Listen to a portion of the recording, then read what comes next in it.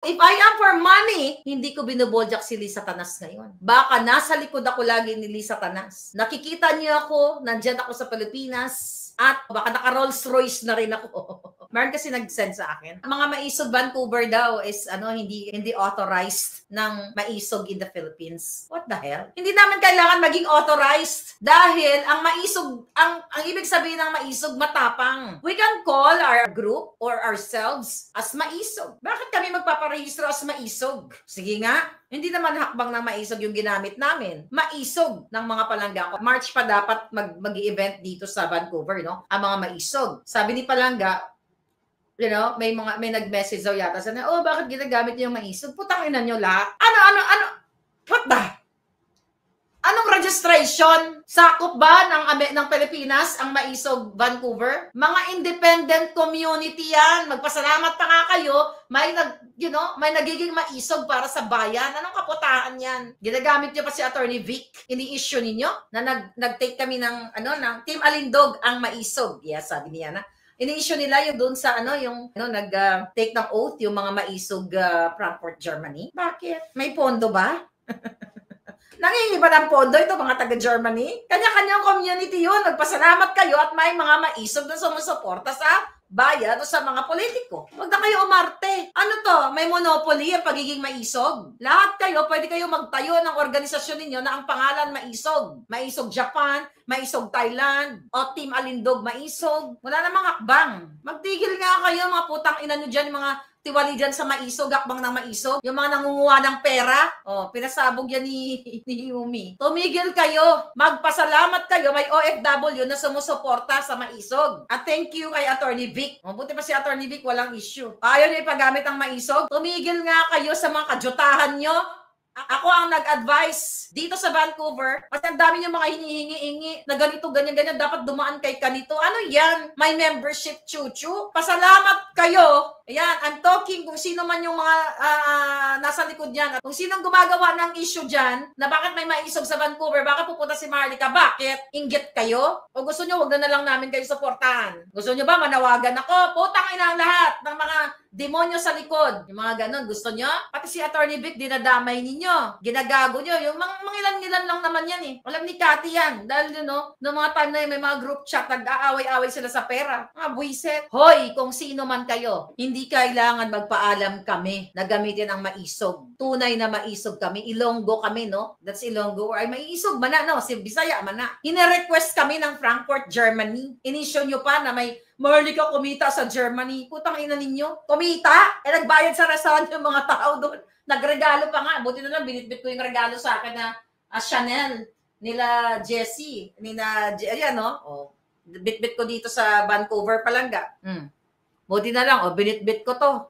Sino dyan ang maisog? Naharap sa akin para questionin kami dito sa Vancouver sa paggamit ng pangalan maisog. O gusto nyo, I challenge all of you. O manawagan ako na wala ng suporta. Huwag na namin suportahan yung kaputahan. Kadyutahan ninyo. Pasalamat kayo sa OFW, sa Europa, na yung mga palangga natin dyan, gumagastos ng bus, gumagastos ng pagkain, lalo na yung sa UK nung nandiyan kami noong June 14. Tapos ini-issue ng mga alpotera. Kayo, maisog, DDS sa Europa, huwag kayong papayag na kayo ay babuyin. Unang-una, hindi kayo nagkakapera sa suporta ninyo sa kay Pangulong Duterte at kay Inday Sara. Lahat tayo, hindi tayo nagkakapera dito. Dahil ang suporta natin galing dito sa puso. Dahil nalungkot tayo dahil kinidnap ng Marcos si Pangulong Duterte.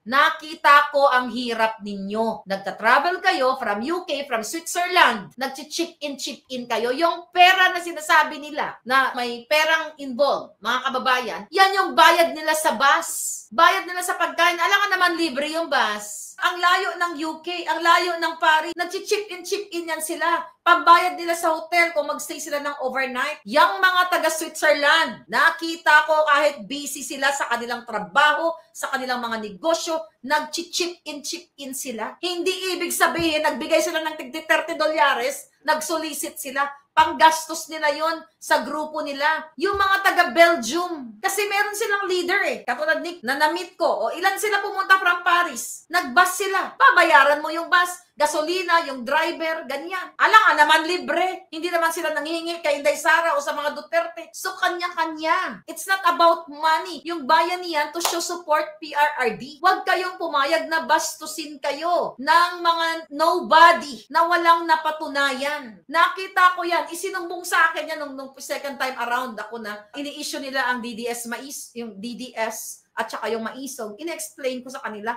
Yang perang kinokolekta nila, para yan sa grupo nila, pangbayad sa gas, pambayad sa bus, pambayad sa hotel. Hindi yan para kumita sila. Tapos sasabihin daw sa interview na may solicitation. Tignan niyo ang kaputahan ng mga hayop na ito. I hope sa mga palangga ko sa Europa, nakita ko kayo. Grabe, namasahi kayo. Huwag niyong hayaang magpabastos kayo sa mga taong nandyan sa Duterte Street. Kung wala nga lang akong, because I'll be traveling. Kung wala nga lang ako, kasi may nanghamon sa akin dyan eh. Kung wala lang akong commitment sa Vancouver, nandyan na ako sa Hague. Tignan ko yung nanghamon sa akin. Kung kaya niya gawin. Teka, kaso lang, may commitment ako eh. Actually, dalawang place ang aking commitment. Maybe 3. And it's gonna be my birthday. Ang gagaling nyo dyan sa Europa, mga nurses, engineers, teachers na nakilala ko. Para lokohin lang kayo ng mga nobody. Kung wala lang akong commitment, nasa higa ko dyan, naharapin ko yung mga putang inang yan. Yung mga nagsasabi na sasapakin ako, magantay lang kayo, salubong ko kayo. Tignan ko ang tapang ninyo kung kaya nyo talaga. Hanggang hamon lang kayo, mga gago kayo.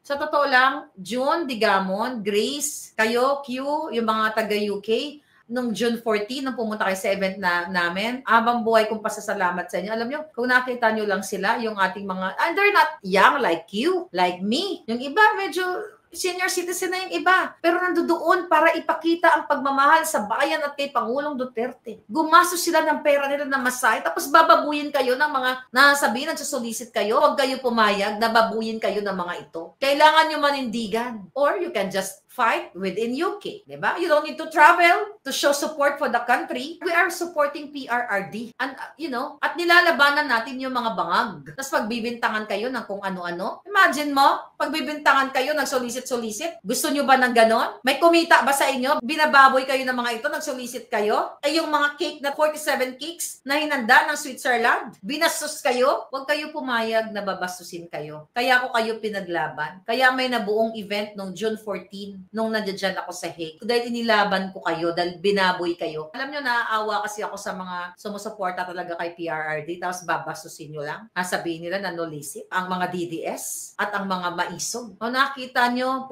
sa Frankfurt, kayo dyan, nakita ko yung pagmamahal ninyo. Tapos i-issuean pa yung oath-taking namin. Gumawa na lang tayo ng sarili nating maisog. How about lagyan nyo ng Team Alindog and Maisog? Tanggalin nyo na yung hakbang. Team Alindog, Maisog, para pagdating ng 2028, pag ako tumakbo, pag tumakbo ako sa maging presidente, dahil ba gusto nyo gurgurin ko lahat ng kalaban, meron na tayong organization. So tanggalin nyo na yung hakbang, gawin nyo ng Team Alindog na Maisog.